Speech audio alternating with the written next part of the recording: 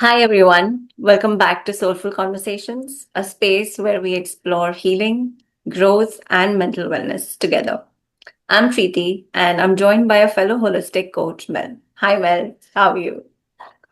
Hello, so well, thank you. It's so great to start the week like this. Yeah. How's your week been? Oh, it's been good. Exciting, Yay. exciting conversations are happening with fellow coaches. So, yeah, Yay, all the we're, good things. yeah, we're so glad you're here. Have you ever found yourself feeling emotionally exhausted? Not just tired, but drained, deep in your spirit. Maybe you're someone who gives and gives, holding space for others, caring, listening, and showing up with an open heart. But at the same point, you wonder, who's holding space for me? Today we want to talk about something we don't often name, and that is compassion fatigue. It's the emotional residue or strain that comes from exposure to others' suffering, especially when you're constantly trying to help. Unlike burnout, which is built from overwork, compassion fatigue stems from the heart. It's when empathy becomes depleted, when our wellspring of care starts to run dry. When we talk about emotional exhaustion, we often hear the word burnout. And yes, burnout is very real. But for those of us in, the caregiving roles, whether as therapists, coaches, nurses, parents, or even just those with naturally open hearts, there's something deeper that often gets missed, and that is compassion fatigue. What about burnout exactly? Burnout typically stems from the external pressures of work and life. It builds slowly over time due to chronic stress, long hours, unrealistic expectations, and lack of rest or support. Burnout is usually a result of overdoing, overcommitting, and not having systems in place to regulate your energy or balance. Compassion fatigue, on the other hand, is emotional residue or stress that results from deep empathy, and that's what we as caregivers face, right, Mel? I'm sure you have Yeah. probably noticed it sometimes in, the coaching world. Um, I guess it's, Yeah, absolutely. Because I guess we're putting others first or others' needs first over our own. So it's been very mindful. Hang on a minute, where's that energy going and how do we recoup that? So I absolutely hear you in that one. yeah. Um, it's often the cost of caring, right? Like burnout, which builds from workload, compassion fatigue builds from heart load. And here's what it could feel like. Sense of numbness or emotional flatness, feeling like you have nothing left to give. It's almost the feeling of the empty cup that we, talk about a lot, avoiding interactions or becoming irritable, disconnection from your own emotions, or even over identifying with others' pain to the point where you carry it as your own. So, burnout is literally equal to too much to do, and compassion fatigue is too much to feel. Well, do you want to take the identity loss layer? Yeah, so I love that you just differentiated between the two of, it's the feeling and the caring, and that's the part that's getting us down at times. It's not the too much workload because even though they kind of look similar, they are separate or they are different. And so it's really important. I love that, you've just shared that it's, a clear line of, which one is it for you and which one are you experiencing. So um, I think that's really a really important point that you have just made. And then that kind of ties into, like, I guess, when we are caring for someone else, or, when we're putting other people first, or we step into that role, what we can actually do is lose our identity. And so this is a really important part because over time, it's something that you might not notice straight away, right? You're just you're stepping into a different role. So it's that transition stage. So whether you are becoming a new parent, whether you start a new job, whether you become a business owner or you become a caretaker, you can start to lose yourself in that identity. And it happens slowly over time. And so all of a sudden, next minute, you're the parent, you're the mum, you're working and you are the person giving that care. And you can actually start to forget, actually, who am I? Like, who was I before I started the job, before I became a parent? Before I was giving all my time to someone else. So it's that real identity loss layer that comes up when we step into roles like that. Or it could just be, I mean, it could just be someone who's just a full-time feeler.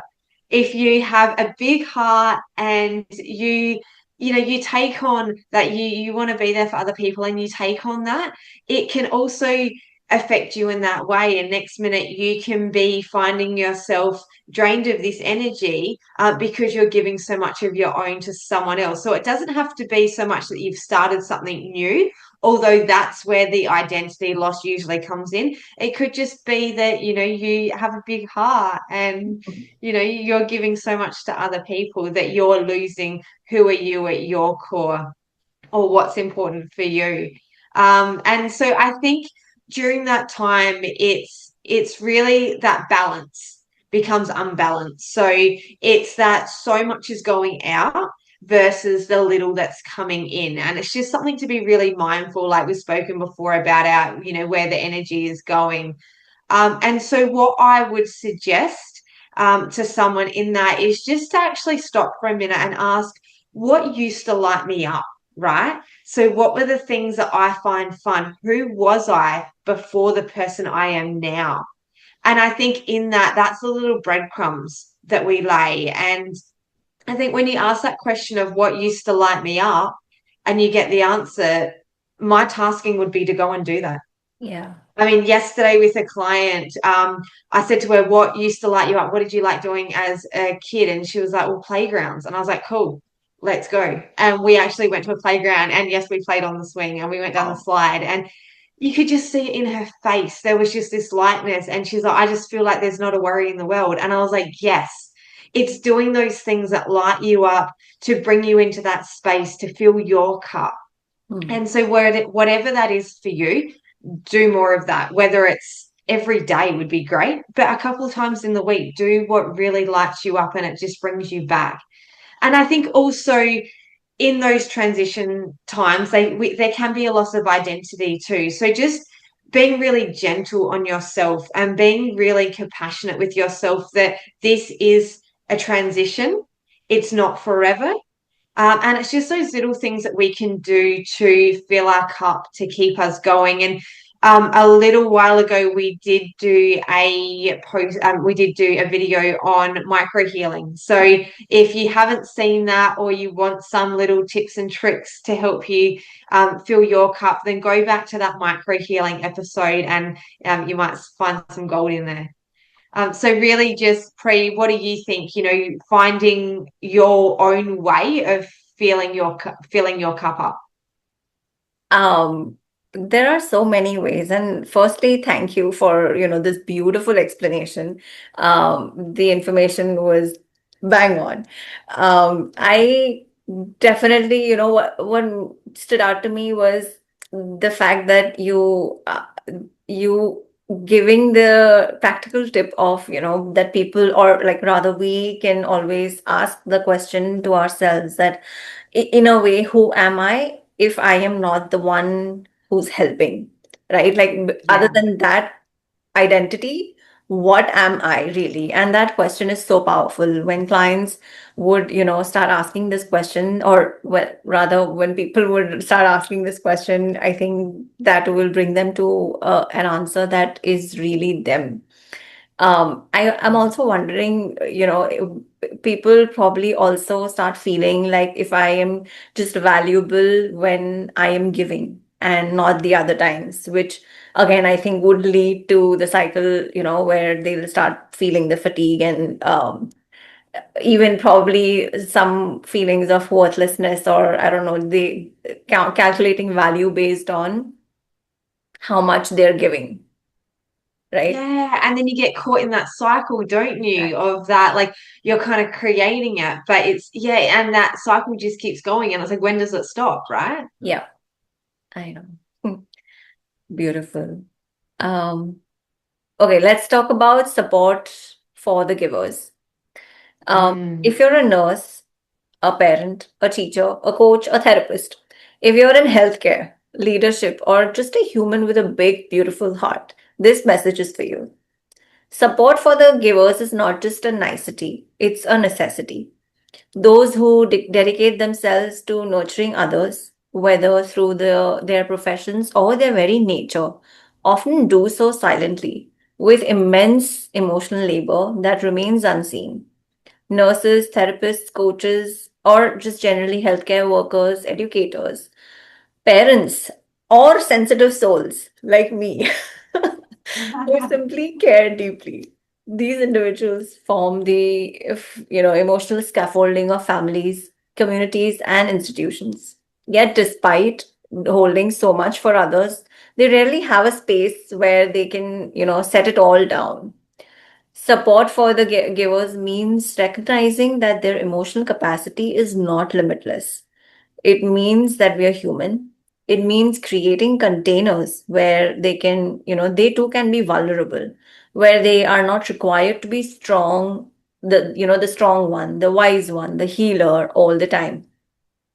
So often their identities become wrapped around being dependable, empathetic, or resilient, but these traits should not come at the cost of their own well being. And I don't believe that any one person can, keep being the same all the time. True support looks like being seen without expectations, being offered rest without guilt, and being able to receive without needing to explain. It's about shifting the culture around care itself. So that reciprocity, not martyrdom, becomes the standard.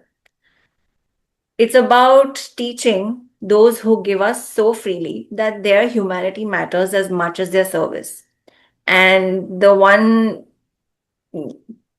name that I immediately get is mothers. Our mothers are trying everything possible to for the family, for the kids, for the husband, for the partners. They don't they think they don't require self-care, and it's about reminding them that even the most giving hearts deserve to be poured into, not just drawn from. Over to you, Mel. Yeah, I think, it's so hard when you say, like, oh, the parents. I think, the parents, that's probably the toughest transition that they probably feel it the most because you have no choice. That child does come first, Yeah, and so yeah, it's a really tough I think that's probably when you think about it, that's like, the poster child of when we're talking about feeling lost in identity or giving too much, like parent is exactly what comes to mind. yeah, And it's just having that, I guess, that person in your corner as well to shine that light, which is super helpful to be like, actually, you've got to put your own safety jacket on first before you can put it on someone else. But I think, shout out to all the parents out there. You guys do an absolutely amazing job. It's a job that is so important and so fulfilling, and it can be also draining at the same time. So, like, totally, like, we take your hats off to you. And, if you're a parent out there, be easy on yourself. Know that you are doing great. And yeah, lots of respect to you as definitely. well. Big shout out. Yeah. And Okay. I think when we kind of talk about when we get to that state where, you know, are we putting others first and are we draining that energy for us? And what does that mean exactly for us?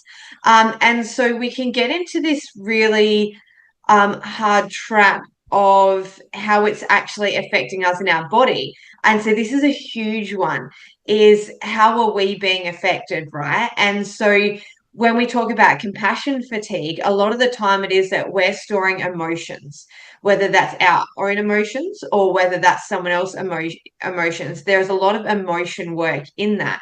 And so what we know is that stored emotions equals stuck energy. And we know that energy that is stuck and not able to release causes disease in the body.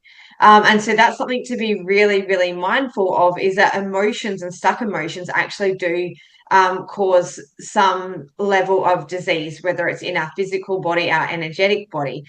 So it's one of those things where we really need to come online and be very aware of those little messages that we are getting. Because as we know, like the body whispers, right? It gives us these little niggles, whether it's feeling tired, feeling anxious, or feeling irritable is a really good indication that something's off. And it'll start with these whispers, and then it might get louder. It might turn into, chronic anxiety. It might turn into a headache that you can't get rid of. And then it starts screaming.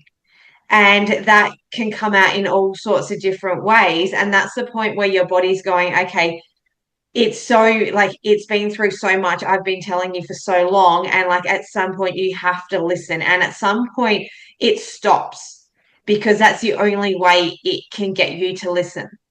And if I don't know if I've explained that too well, but a movie I watched a little while ago, which is wild and great for explaining this, it's called Brain on Fire. It's on Netflix. So Okay. if it's something that you want to understand that a bit more, or it's just a great film to watch anyway, but it explains exactly what I'm saying, just in a more powerful way of like the body will whisper and then it'll scream and then it'll stop. So really just being mindful of, putting that energy out there and taking on those emotions of what is that actually doing to ourselves and what is that causing ourselves, and just being mindful of that is a really important part. Um, Common signs that we are being affected by the energy that we are taking on are things like being sick all the time, having a really low immunity, gut issues is a huge one. Again, like I said, migraines, or just feeling kind of that you're getting disconnected from the things that you used to find fun. Like if you're going through life and you're like, there's no time for fun because there's always the checklist and there's things to do, that's a really good indication that, hang on a minute, that that balance is off. And getting back to, those things that you once found fun, or if you're finding there's like a numbness there, or there's a careless there of, you just can't take on anymore, or there's just you feel like you're always giving out, that's a really good indication that there is something off balance there, and you might look at, what do I need to do to bring my energy back up and to look after myself. Um, and it's a little bit. I mean, we're looking through the lens of the quantum lens, right? Which is every energy, every emotion is energy, and it really is, and it's either moving or it's storing in our bodies. And if we don't release that energy, then it builds up and it just stores, and it stores in our muscles, it stores in our joints, and it stores in our energetic layer. So there are ways that we can get this energy out. And I know we have spoken before in our previous episodes of, I think we did one on where your energy is going, and we have spoken about a few tips along the way that people can refer back to that episode. I think it was on, correct me if I'm wrong, the energy, I think it was expelling energy episode that we I did. think it was about the social connections. Am I getting that right? Right? Yeah, I think we've done it. Yeah, it could be that one too. Whereas again, yeah, the social connections of are you feeling drained, or are you feeling Right. Yeah. fulfilled as well? So I think we have shared some practices before, but I mean, there's kind of two ways out of, if we're looking at releasing out that energy, or that the emotions in our body. And the first one is somatic practices. So it's things like breath work, it's movement, yoga, grounding, we've spoken about before, massage. So massage is a really good way to release that tension, and the tension that's in our muscles and that fascia that holds the emotion. You know, if you need a prescription to go get a massage, I'm an advocate. Yep, I will write you, and Pri, I'm sure you're the same. I will write you a referral letter that you can give to your partner, your parent, whoever. Mhm. So and so needs a massage. Yep, cool, signed, and all yours. I 100%. If that's something you need, I'm there for you. Because sometimes it is just that permission slip of that's just what you need. And if we talk about that, so that's somatic, that's the body. And we can also talk about the vibrational healing, which are things like, sound bowls. Like I'm sure everyone's heard of, the sound bowls, and the frequency music, essential oils, right? Think simple things like that, Reiki, pranic healing, all those modalities where we're looking at emotions, we're looking at past, future, that they are all ways, especially Reiki and pranic healing, they're great ways of releasing from that energetic layer that we can't always see, but we can feel. And so, whether it's somatic, whether it's vibrational, you can say they might be a little bit woo woo, but give them a go Yeah. and see.